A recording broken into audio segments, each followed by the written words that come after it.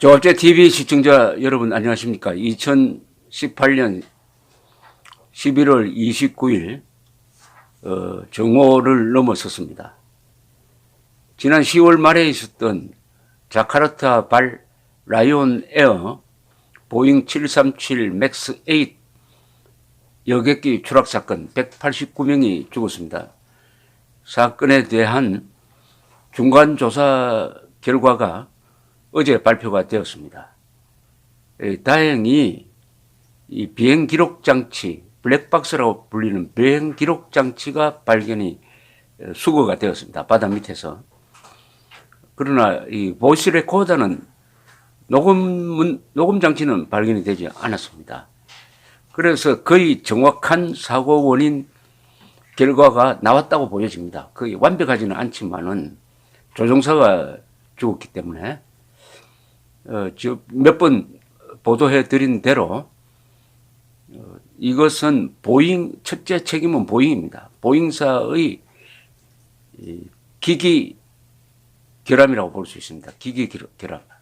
두 번째는 라이온 에어의 무책임한 안전관리입니다. 이번 조사를 통해서 드러난 사실은 이 비행기가 이륙 후 13분 만에 추락을 했는데 당시의 고도가 1500m 정도였습니다. 사실은 13분 지나면 그보다 훨씬 더 높은 고도에 도달해야 되는데 이 비행기는 이륙하자마자 자꾸만 이 비행기가 떨어졌습니다. 떨어졌다가 올라갔다가 떨어졌다가 고도가 떨어졌다가 올라갔다가 떨어졌다가 올라갔다 이것을 10여 차례 반복을 했다는 그 비행 기록이 나와 있습니다. 이게 무슨 뜻이냐 하면 비행기가 자꾸만 이 기술을 아래로 쳐박아 가지고 떨어지려고 하니까 조종사가 그것을 들어 올린다고 사투를 벌였다는 거죠. 떨어지는 비행기와 조종관을 올려 가지고 그것을 그 기술을 들어 올리는 이 과정이 10여 차례 반복하다가 결국은 비행기가 떨어지는 것을 막지 못하고 그냥 처박혀 버린 겁니다. 왜 이런 사태가 일어났느냐 하면은 비행기 기수에 붙어 있는 비행기의 안각 측정기, 앵글 오브 택이라고 합니다. 안각이라는 것은 이 수평에서 어느 정도 위로 들리느냐 하는 이 각도를 측정하는 거죠. 이 비행기에서 이 안각이 굉장히 중요한데 안각이 너무 높아져 버리면 예컨대 15도 이상 되면은 비행기가 그냥 실속해가지고 이 양력을 제대로 받지 못해가지고 쇳덩어리처럼 돼가지고 떨어져 버립니다. 그걸 영어로 스톨이라고 그래요. 스톨. 실속을 스톨이라고 합니다. 추락이라는 개념하고는 조금 다릅니다. 스톨을 방지하기 위해서 항상 이 안각을 측정하는 그 계기가 붙어 있는데 이게 무슨 이유인지 오작동을 했습니다. 그래서 조종사와 부조종사가 있는데 이 조종사에 보내는 이 안각이 잘못 입력이 된 겁니다. 잘못 측정이 돼 가지고 제대로 거의 수평을 이루면서 제대로 가고 있는데 마치 15도나 뭐 20도처럼 이 기수가 들려 있다 하는 잘못된 신호를 주니까 이게 자동 항법 장치로 가고 있기 때문에 거기에 대해서 또 자동적으로 반응하는 장치가 있었습니다. 그게 실속 방지 장치인데 실속 방지 장치가 작동을 했습니다.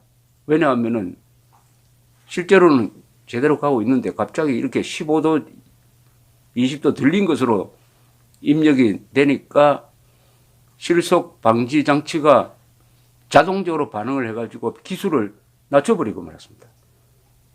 이렇게 되는 비행기를 낮추는 것은 괜찮은데 이렇게 가고 있는 것이 이렇게 되면 떨어져 버리는 거죠. 그러니까 조종사가 응급결에 조종관을 들어 올려가지고 수동 조종 장치 기능으로 바꾸면서 그것을 회복을 했는데 또 밑으로 향하도록 지시가 내려오고 해서 그것을 10여 차례 반복하면서 비행기를 자세를 회복시키려고 했지만은 결국은 떨어지고 말았습니다. 189명이 죽었습니다. 이 자동 실속 방지 장치, 그러니까 조종사를 위해서, 승객들을 위해서 만든 자동 실속 방지 장치가 자동적으로 비행기를 떨어뜨리고 말았습니다.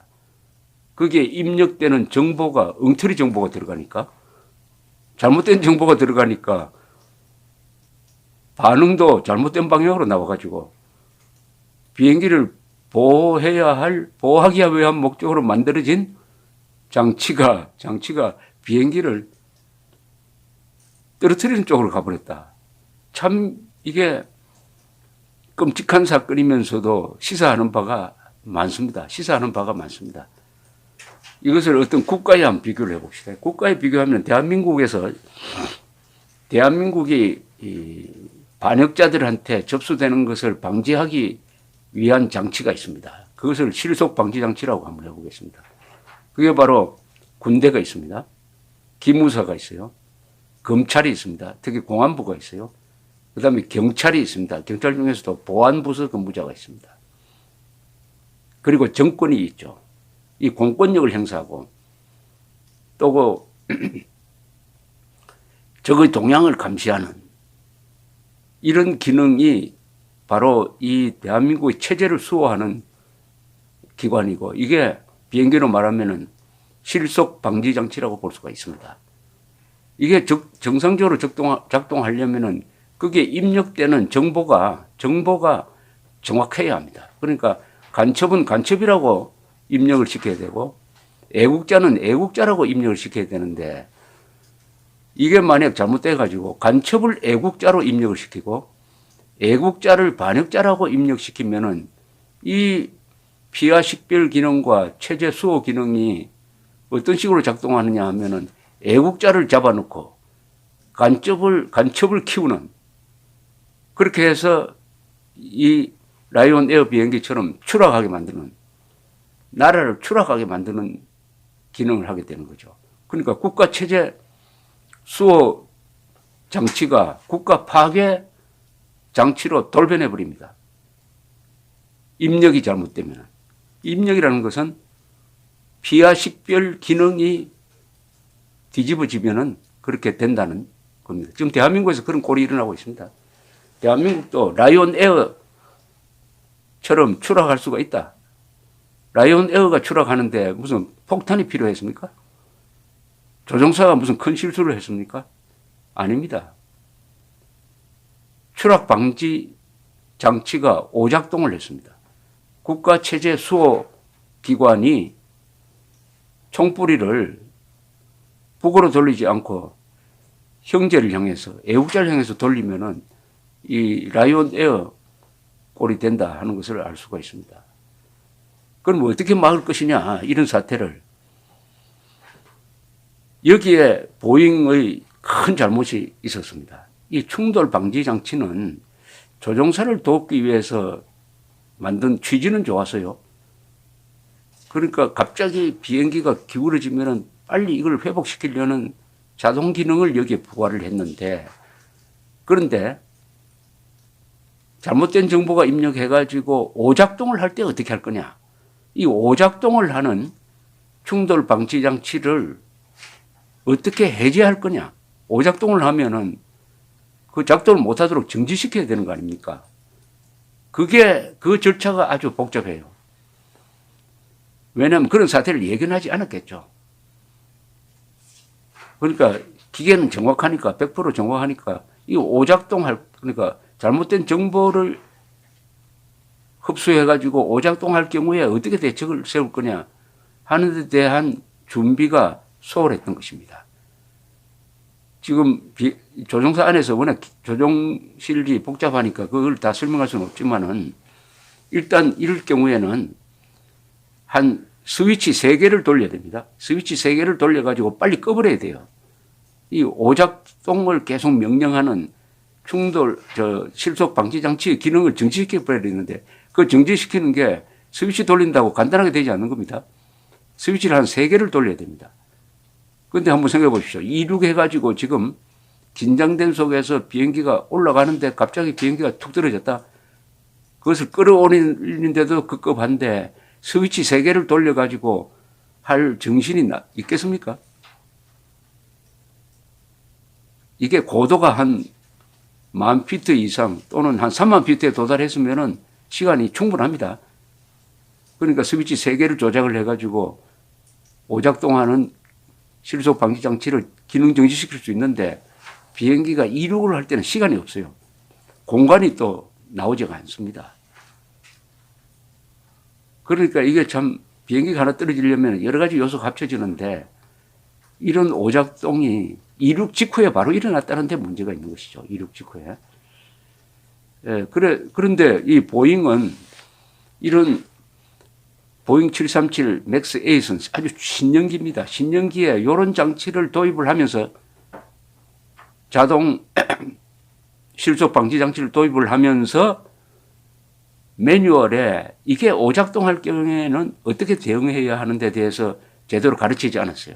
매뉴얼에 그런 내용이 없다고 합니다. 따라서 이 비행기를 도입한 항공사에서도 조종사들에게 그 훈련을 시키지 않았어요. 이 훈련을 몇 시간이나 시켜가지고 자동적으로 손이 가도록 이렇게 만들어야 하는데 그 훈련을 시키지 않았습니다. 이게 보잉의 큰 책임입니다. 오작동할 경우를 대비하지 않았다는 거죠. 우리나라도 마찬가지 아니겠습니까?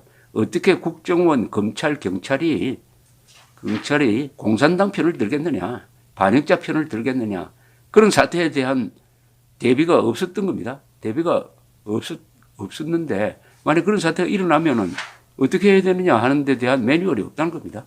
한국도 마찬가지예요. 한국도 군대, 검찰, 국정원, 경찰이 반역자 편을 든다든지 공산당 편을 든다든지 좌익 편을 든다든지 아니면은 조폭 편을 든다든지 할 때 어떻게 할 거냐? 국민들이 나서야 되느냐? 이거 어떤 장치를 통해서 이 문제를 해결할 거냐 하는 데 대한 대책이 없습니다. 훈련이 있어야죠, 훈련. 또 그런 사례는 세계사 속에서도 많지는 않으니까 대비가 없다는 것도 이해는 가지만은 그러나 국가라는 것은 1%, 0.001%의 가능성에도 대비를 해야 되니까 매뉴얼을 우리나라도 지금 매뉴얼 하나 만들어야 되겠습니다. 자, 이렇게 이 부분이 보잉사의 책임입니다. 그러면은 라이온 에어는 아주 큰 저가 항공사인데 동남아시아에서 규모가 비행기가 100대 이상 가지고 있습니다. 한 2번째 되는 규모입니다. 문제는 이 비행사가 안전관리에 엉망이란 겁니다. 엉망진창입니다. 뉴욕 타임스의 보도에 의하면은 어떤 계기가 오작동하면은 비행기가 뜰 수가 없습니다. 그러면 그 오작동하는 것을 고치지 않고 그 기계를 떼내가지고 다른 비행기에 붙여버린답니다.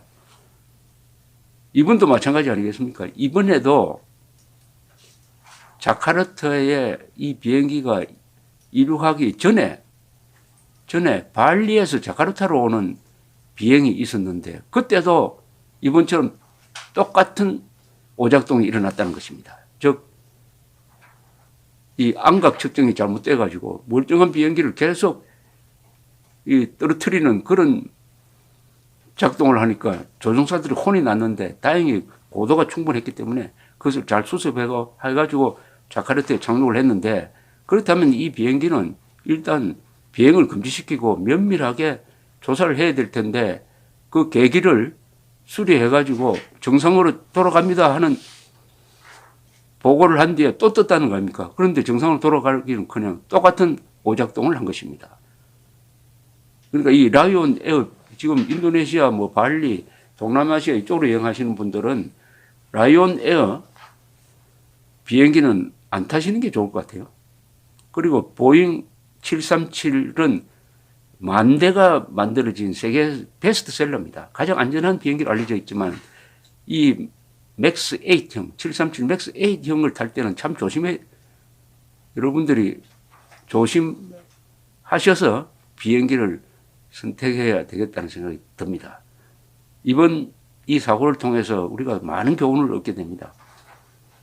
비행기도 나라도 하나의 공동체입니다.